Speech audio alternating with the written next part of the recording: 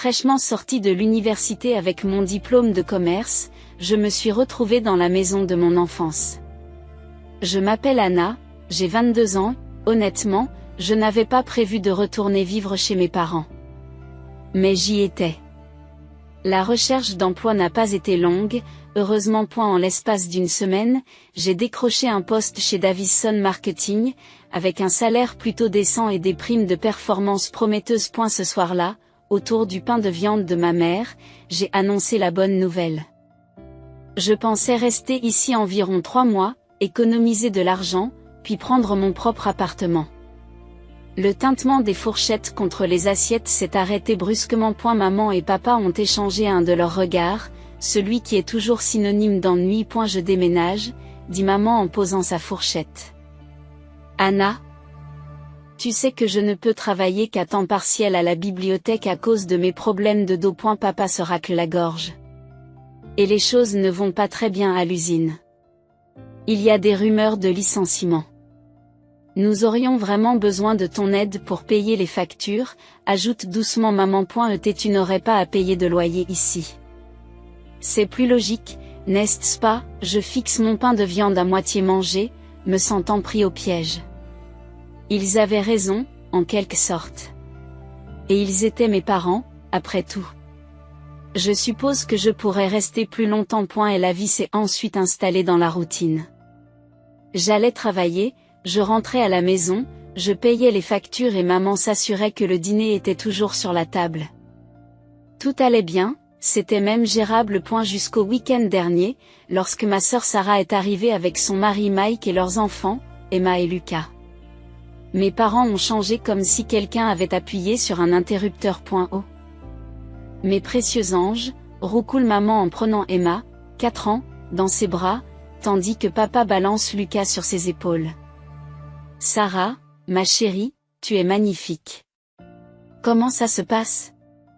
Raconte-nous ce que tu as fait. J'y suis restée dans l'embrasure de la porte, regardant mes parents s'extasier devant leur fille aînée et sa parfaite petite famille. Et la façon dont ils s'accrochaient à chaque mot, demandant des détails sur les choses les plus banales, comment se portait son jardin, quel nouveau mot Lucas avait appris, comment se passait son club de lecture. Il n'avait jamais montré autant d'intérêt pour ma vie, pas même lorsque j'étais sur la liste du doyen ou que j'avais gagné le prix du leadership de l'école de commerce. Anna, sois gentille et fais du café, a appelé maman par-dessus son épaule, sans même me regarder alors qu'elle faisait rebondir Lucas sur ses genoux. Debout dans la cuisine ce jour-là, écoutant les rires de ma famille depuis le salon. Je ne pouvais m'empêcher de repenser à la façon dont les choses avaient toujours été ainsi. Sarah, de 7 ans mon aînée, avait toujours été la star de notre spectacle familial, tandis que j'étais reléguée au rôle de second rôle. Je me souviens d'avoir été assise à la même table de la cuisine à l'âge de 11 ans, montrant à ma mère mon bulletin scolaire qui n'avait que des A. Elle y a à peine jeté un coup d'œil avant de revenir à sa conversation avec Sarah sur les demandes d'inscription à l'université. C'est bien, Anna, avait-elle dit distraitement, en me faisant signe de m'éloigner. Sarah, ma chérie, quelles sont les universités que tu préfères? Ces années-là, tout tournait autour des résultats de Sarah au lycée. Tous les dîners tournaient autour de ses notes, de ses activités extrascolaires, de sa préparation à l'université. Je restais assise à manger tranquillement mes petits pois. Tandis que papa et maman étaient suspendus aux moindres paroles de Sarah sur ses cours d'AP et ses visites d'université. Tout a changé encore plus radicalement lorsque Sarah a été acceptée à l'université de Brighton. J'avais 11 ans à l'époque et je me souviens encore de cette conversation comme si c'était hier. Nous sommes tellement fiers de toi, ma chérie, s'est exclamée maman, les larmes aux yeux. Nous ferons en sorte que ça marche, n'est-ce pas, Robert? Papa a hoché la tête solennellement. Nous prendrons un prêt étudiant. Notre Sarah mérite la meilleure éducation possible. Une semaine après le départ de Sarah pour l'université, ils m'ont fait asseoir pour une discussion d'un autre genre. Anna, dit papa d'une voix sérieuse. Nous devons nous serrer la ceinture pendant un certain temps. Les remboursements du prêt et les dépenses de Sarah pour l'université sont importants. C'est à ce moment-là que les choses ont vraiment changé. Alors que mes camarades de classe recevaient de nouveaux téléphones chaque année, j'ai gardé mon vieux téléphone à clapet jusqu'à ce qu'il tombe littéralement en ruine. Lorsque j'avais besoin de nouveaux vêtements, nous allions dans des friperies plutôt qu'au centre commercial. Les cadeaux de Noël sont devenus des articles pratiques comme des chaussettes et des fournitures scolaires. Mais ils n'ont jamais oublié d'envoyer de l'argent à Sarah. Ta sœur doit se concentrer sur ses études, disait maman en faisant un nouveau chèque. Il ne faut pas qu'elle se sente stressée par l'argent. J'ai appris ma leçon très tôt. À 15 ans, je me suis inscrite à tous les clubs et concours universitaires que je pouvais trouver. Je me couchais tard pour étudier, non seulement pour avoir de bonnes notes, mais aussi pour les avoir parfaites. J'ai rédigé des dissertations pour des concours de bourse d'études jusqu'à en avoir des crampes dans les mains, parce que je savais que je n'aurais pas de prêt étudiant. Cela a porté ses fruits. J'ai obtenu une bourse complète pour l'université d'État, et je me souviens encore de l'expression de soulagement sur le visage de mes parents lorsque je le leur ai annoncé.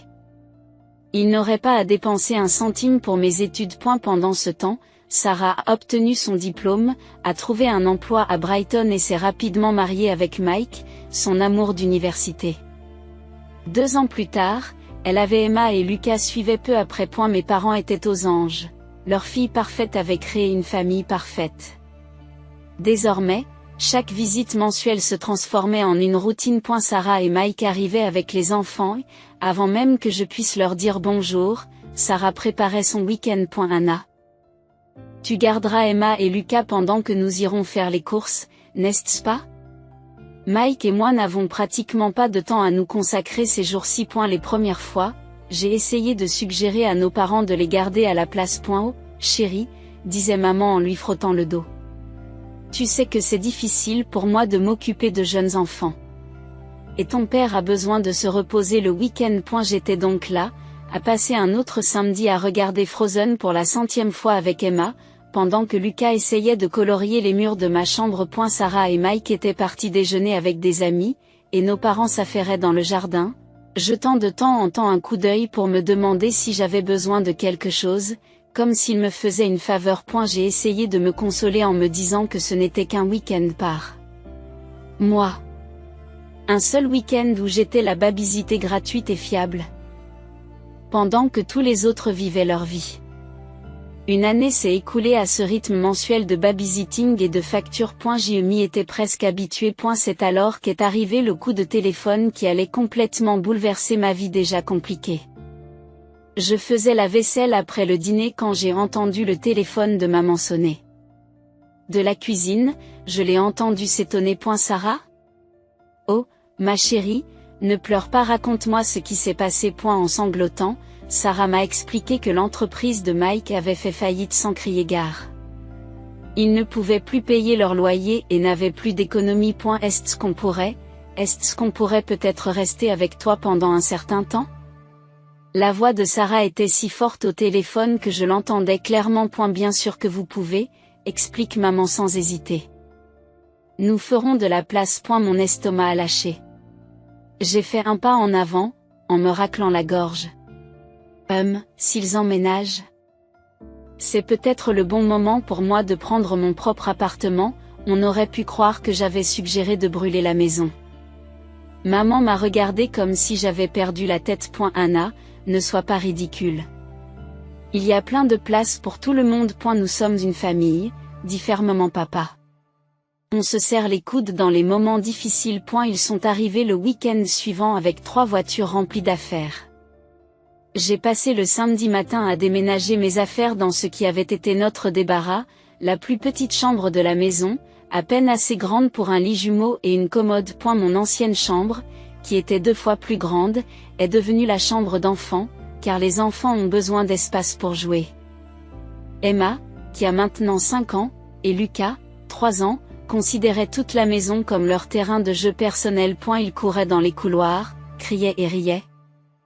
Tandis que Sarah regardait la télévision à plein volume ou avait de longues et bruyantes conversations téléphoniques avec ses amis sur la difficulté de cette transition pour elle. Emma, Lucas, faites moins de bruit, disais-je lorsqu'il faisait irruption dans ma chambre pour la 10e fois, éparpillant mes documents de travail partout. Ils ne font que jouer. Anna, disait Sarah d'un air dédaigneux, sans même lever les yeux de son téléphone.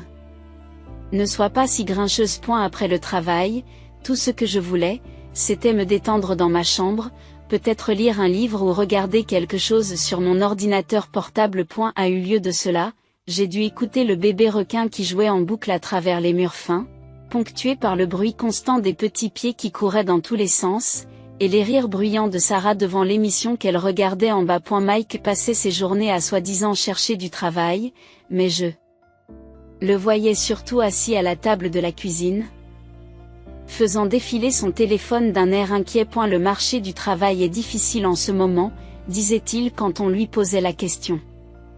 Mais je suis sûr que quelque chose se présentera bientôt. Chaque soir, allongé dans mon petit lit, je regardais le plafond, j'écoutais le chaos qui était devenu ma maison et je me demandais comment j'avais pu me laisser piéger dans cette situation. Mais à chaque fois que j'envisageais de repartir, je me souvenais de la réaction de mes parents et je me taisais. Et la première facture d'électricité après l'emménagement de la famille de Sarah m'a fait l'effet d'un coup de poing dans le ventre.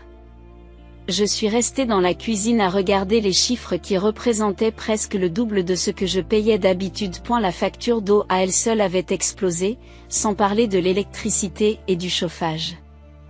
En regardant mon compte en banque, je me suis rendu compte que mes rêves d'économiser pour acheter mon propre logement s'évanouissaient rapidement. Ce soir-là, au dîner, j'ai décidé d'aborder le sujet. J'ai commencé par parler des factures d'électricité et de gaz, en poussant mes petits pois dans l'assiette. Elles ont doublé depuis le mois dernier. Je n'arrive plus à couvrir toutes les factures à moi tout seul. Cela me prend presque tout mon salaire. Et la fourchette de Sarah s'entrechoque contre son assiette. Tu te plains sérieusement de l'argent en ce moment? Alors que Mike et moi avons tout perdu, je ne me plains pas, je pense juste que nous devons trouver un moyen équitable de « Je n'arrive pas à croire que tu sois si égoïste », s'exclame Sarah. Nous traversons la période la plus difficile de notre vie, et tout ce qui t'intéresse, c'est l'argent. Sarah a raison, Anna. Maman est intervenue. La famille aide la famille. C'est ce que nous faisons. Papa acquiesce solennellement. Ta sœur et Mike ont besoin de notre soutien en ce moment. Ce n'est pas le moment de compter les sous. Je regarde mon assiette, ravalant les mots que je voulais vraiment dire. D'accord, tant pis. Une semaine plus tard, Mike a enfin trouvé un emploi dans une compagnie d'assurance. Le salaire était inférieur à celui de son emploi précédent, mais au moins, c'était quelque chose. J'ai pensé que les choses allaient peut-être commencer à s'améliorer. Je me suis trompée. C'est tellement difficile d'être seule avec les enfants toute la journée, s'est plainte Sarah presque immédiatement. Mike part à 8h et ne revient qu'à 6h. Je n'ai jamais de répit. C'est alors que tout a commencé. Au début, il s'agissait de petites demandes. Anna, peux-tu garder les enfants 1 heure pendant que je vais au magasin, Anna? Ça te dérangerait de les surveiller pendant que je prends ma douche? Avant que je ne m'en rende compte, ces petites faveurs ont fait boule de neige et se sont transformées en quelque chose de beaucoup plus important. En rentrant du travail, je trouvais Sarah déjà habillée pour sortir. Oh, c'est bien, tu es rentrée, disait-elle en attrapant son sac à main.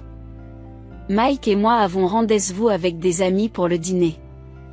Emma et Lucas ont déjà pris leur goûter, mais ils auront besoin de dîner dans 1 heure. Nous serons de retour à 10h. Les week-ends sont devenus mon cauchemar personnel.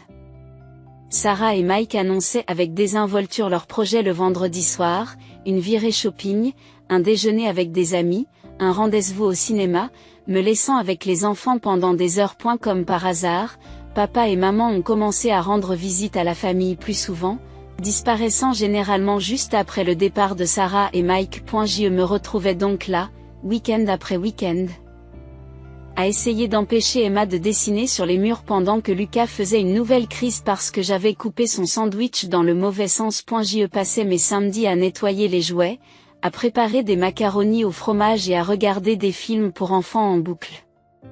Le dimanche soir, j'étais épuisée, ma maison était en désordre et je devais encore préparer le dîner pour tout le monde. Un soir, après un week-end de garde d'enfants particulièrement épuisant, j'ai finalement trouvé le courage de dire quelque chose au dîner. Il faut que je vous parle à tous, ai-je dit en posant ma fourchette.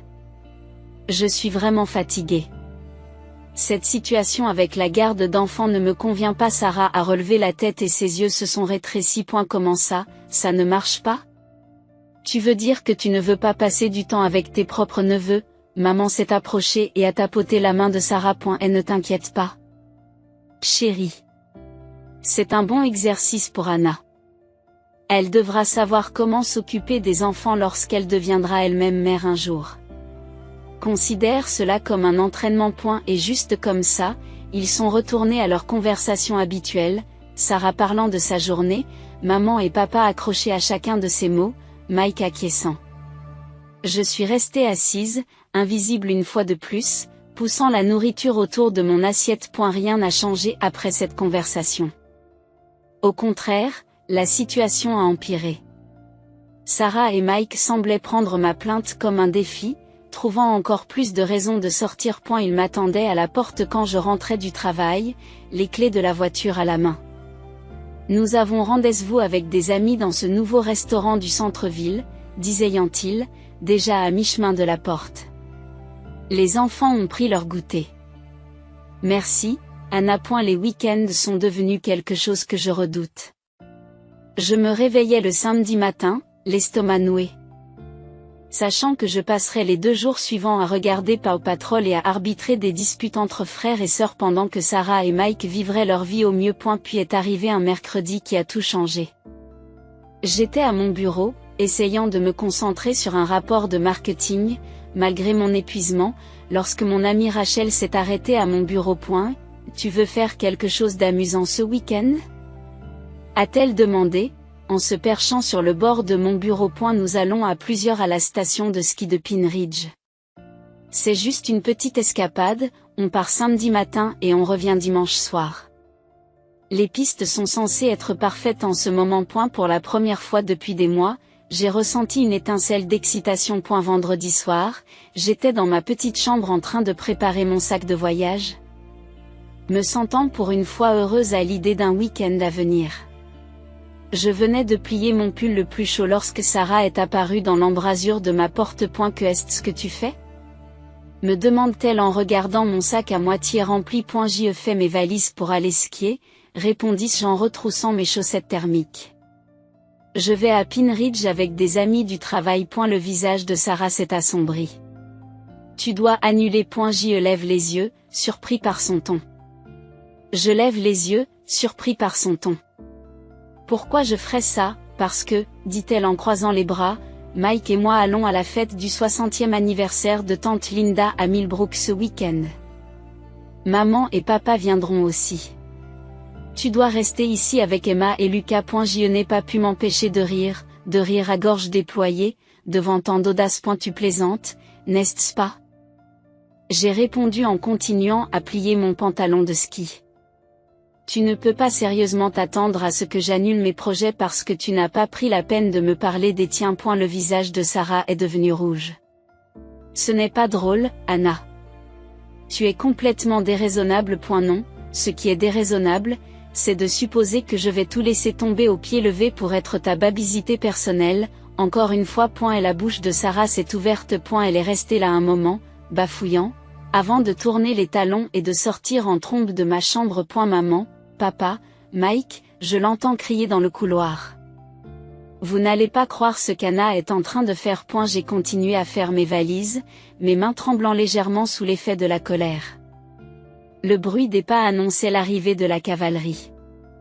Ma petite chambre me parut soudain encore plus petite, car Sarah, Mike et mes parents se pressaient à l'intérieur. Le visage de maman arborait déjà cette expression déçue que je connaissais si bien. C'est quoi cette histoire de ski? Demanda-t-elle, les mains sur les hanches. Exactement ce que je crois, répondis-je en refermant mon sac de voyage.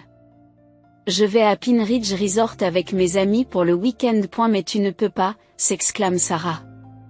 Nous avons la fête de tante Linda. Non, tu as la fête de tante Linda, l'ai-je corrigé. J'ai arrêté ce que je faisais et je me suis tournée vers eux. Pourquoi est-ce que je n'entends parler de cette fête que maintenant?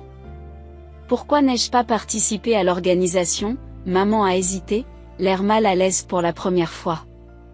Sarah s'est alors mise à parler, sa voix dégoulinant de condescendance. Nous en avons tous discuté et nous avons décidé que ce serait mieux pour tout le monde. Nous allons à la fête, vous gardez les enfants. C'est l'arrangement le plus logique. Vous en avez tous discuté? Je répète lentement. Sans moi? Et vous avez décidé ce que je ferai de mon week-end? Comme c'est pratique. Eh bien, on ne peut pas vraiment amener de jeunes enfants à une fête sophistiquée, a reniflé Sarah. Tante Linda a expressément dit pas d'enfants. J'ai épaulé mon sac de voyage. On dirait que c'est un problème pour toi. Ce sont tes enfants, Sarah, débrouille-toi. Que est-ce que ça veut dire? Mike prend enfin la parole, les sourcils froncés. Ça veut dire exactement ce que ça veut dire. J'ai des projets. Je vais aller skier. Tes enfants sont sous ta responsabilité, pas la mienne. Si tu ne peux pas les emmener à la fête, soit tu n'y vas pas, soit tu fais appel à une babysité. Une babysité? Sarah hurle. Avec quel argent, encore une fois, ce n'est pas mon problème. Je me suis retournée pour leur faire face, me sentant soudain plus forte que je ne l'avais été depuis des mois. Voire des années. Que les choses soient parfaitement claires. Je vais skier demain. J'en ai assez d'être votre babysité gratuite et pratique. J'en ai assez que mes week-ends soient détournés, que mes projets soient ignorés et que ma vie soit traitée comme si elle n'avait pas d'importance. Si tu as besoin de faire garder tes enfants, Sarah, c'est ta responsabilité en tant que parent.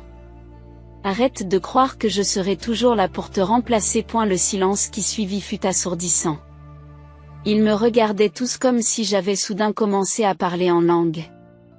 La bouche de Sarah s'ouvrait et se fermait comme un poisson hors de l'eau. Maman avait l'air d'avoir été giflée. Papa semblait vouloir disparaître dans l'encadrement de la porte. Et Mike, eh bien, Mike se tenait là avec la même expression confuse qu'il arborait depuis que sa société avait fait faillite. Le moment de silence choqué n'a pas duré longtemps. Le visage de Sarah s'est effondré et elle a éclaté en sanglots théâtraux, se couvrant le visage de ses mains. Mike marmonna quelque chose qui ressemblait fort à une salope ingrate. Comment osais-tu, s'exclame maman. Après tout ce que nous avons fait pour toi. Tu es complètement irresponsable. Égoïste, renchérit papa en secouant la tête. Absolument égoïste. J'y suis resté là, mon sac de voyage toujours sur l'épaule, à regarder ma famille se transformer en un chœur grec d'accusations. Les mots me submergeaient, égoïste, ingrat, inconsidéré, immature, chacun d'entre eux étant destiné à me blesser profondément, à me remettre à ma place. C'est alors que ma mère m'a asséné ce qu'elle pensait être le coup de grâce. Si tu passes cette porte demain, ce n'est pas la peine de revenir dans cette maison. À la surprise générale, j'ai éclaté de rire. Pas un rire nerveux, mais un rire franc et sincère. Ils m'ont tous regardé comme si j'avais perdu la tête. Tu sais ce qui est drôle? J'ai dit. En essuyant mes larmes. Cela fait des mois que je rêve de quitter cette maison. Je n'avais pas le courage de le faire. Mais voilà que tu me donnes l'excuse parfaite. Alors merci, maman. Sortez. Sarah hurle, ses faux sanglots oubliés dans sa rage. Sors d'ici. Volontiers, j'ai sorti mon téléphone et j'ai composé le numéro de Rachel, en mettant le haut-parleur pour bien marquer le coup. Rach? Désolé d'appeler si tard, mais est-ce que l'offre de dormir chez toi est toujours valable? Pas seulement pour l'après-ski, mais peut-être pour quelques jours, bien sûr, dit Rachel d'une voix enjouée. J'ai une chambre libre. Tu veux venir maintenant, ce serait parfait. Je serai là dans 20 minutes. J'ai passé les 15 minutes suivantes à rassembler tout ce que je pouvais mettre dans ma voiture, vêtements, documents importants, objets personnels. Il m'observait depuis les différentes portes pendant que je montais et descendais les escaliers. Comme s'il n'arrivait pas à croire que j'étais vraiment en train de le faire. Après avoir chargé le dernier carton, je suis entrée dans le salon où ils s'étaient tous rassemblés. Encore une chose, ai-je dit d'une voix ferme. Puisque je ne vivrai plus ici, je ne paierai plus les factures non plus. Vous devrez trouver un moyen de subvenir à vos besoins. Le visage de maman est devenu pâle. Mais les charges, les courses, Ce n'est plus mon problème, ai-je dit en reprenant mes paroles de tout à l'heure. Je me suis retournée et j'ai franchi la porte d'entrée, ignorant les appels soudainement paniqués de ma mère derrière moi. Le trajet jusqu'à la maison de Rachel a été un mélange d'adrénaline et de soulagement. Mon téléphone n'arrêtait pas de s'allumer avec des appels et des messages, des textes en colère de Sarah, des romans culpabilisants de maman, des déceptions sévères de papa. Je les ai tous ignorés. Le lendemain matin, Rachel et moi nous sommes rendus comme prévu à Pine Ridge Resort. Pour la première fois depuis ce qui m'a semblé être une éternité, j'ai passé un week-end à faire exactement ce que je voulais faire. Nous avons skié, nous avons ri, nous avons bu du chocolat chaud au coin du feu, et pas une seule fois je n'ai eu à m'inquiéter des enfants ou des problèmes de quelqu'un d'autre. Lorsque nous sommes rentrés dimanche soir, j'ai ouvert mon ordinateur portable et j'ai commencé à chercher des appartements. Mon salaire ne servant plus à subvenir aux besoins de ma famille, j'avais les moyens de me payer un logement décent. Mercredi, j'avais trouvé un appartement d'une chambre, petit mais lumineux, dans un quartier agréable de la ville, à 15 minutes en voiture de mon bureau. Ma première semaine dans mon nouvel appartement a été comme si je réapprenais à respirer. Chaque matin, je me réveillais dans un silence bienheureux, sans enfants qui crient, sans télévision à fond. Sans soupir culpabilisant de ma mère. J'y pouvais faire du café et le boire encore chaud. Je pouvais passer mes soirées à lire ou à regarder ce que je voulais sur Netflix. Mais les messages continuaient d'arriver. Je ne répondais pas aux appels, mais je ne pouvais pas m'empêcher de lire les textes. Ils suivaient un schéma prévisible. Maman, comment as-tu pu abandonner ta famille comme ça? Nous avons besoin de toi. Sarah, tu es tellement égoïste. Les enfants n'arrêtent pas de demander où est Anna. Papa, ta mère est très contrariée. Il faut que tu arranges les choses. Les messages oscillaient entre la culpabilité et la colère, les accusations et les supplications. Je les ai tous lus, mais je n'ai répondu à aucun d'entre eux. Mon silence semblait les rendre encore plus fous. Ils n'étaient pas habitués à ne pas avoir de pouvoir sur moi. À au bout d'une semaine, j'étais assise sur mon nouveau canapé lorsque le numéro de maman s'est à nouveau affiché sur mon téléphone. Cette fois, j'ai décidé de répondre. Anna, enfin. La voix de maman était tranchante. Je n'arrive pas à croire que tu aies gâché tout notre week-end. La fête de tante Linda a été complètement perturbée à cause de ton comportement égoïste. Sarah et Mike n'ont pas pu venir parce que tu as refusé de garder les enfants, et, arrête. Ma voix était calme mais ferme. Arrête, c'est tout. J'en ai assez, maman. J'en ai assez d'être traitée comme une servante dans ma propre maison. J'en ai assez qu'on attende de moi que je sacrifie tout, mon temps, mon argent, ma vie, pour la commodité des autres. J'en ai assez d'être le guichet automatique de la famille et la babysité gratuite tout en étant traité comme si je ne comptais pas. Il y a eu une longue pause à l'autre bout du fil. Quand maman a repris la parole, sa voix avait changé pour prendre ce ton lassant que je connaissais si bien. Chérie, je sais que tout n'a pas été parfait. Mais nous sommes une famille. Nous avons besoin de toi. Les factures de ce mois-ci, nous avons du mal à les payer sans ton aide. Non, maman, j'en ai fini. Peut-être qu'un jour nous pourrons avoir à nouveau une relation, mais ce sera sur un pied d'égalité.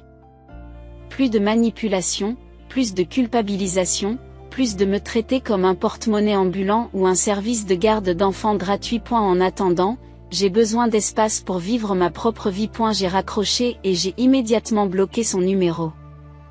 Puis j'ai parcouru mon téléphone et je les ai tous bloqués, maman, papa, Sarah, et même Mike. Je les ai également bloqués sur les réseaux sociaux. C'était à la fois terrifiant et libérateur, comme si je coupais des lignes d'ancrage dont je n'avais même pas réalisé qu'elles me retenaient. Peut-être qu'un jour je serai prête à retrouver ma famille dans ma vie. Peut-être qu'avec suffisamment de temps et de distance, nous pourrons construire quelque chose de nouveau. Quelque chose de plus sain, avec des limites et du respect. Ou peut-être que non. Quoi qu'il en soit, j'en ai fini de sacrifier mon bonheur et mon bien-être pour répondre à leurs demandes incessantes.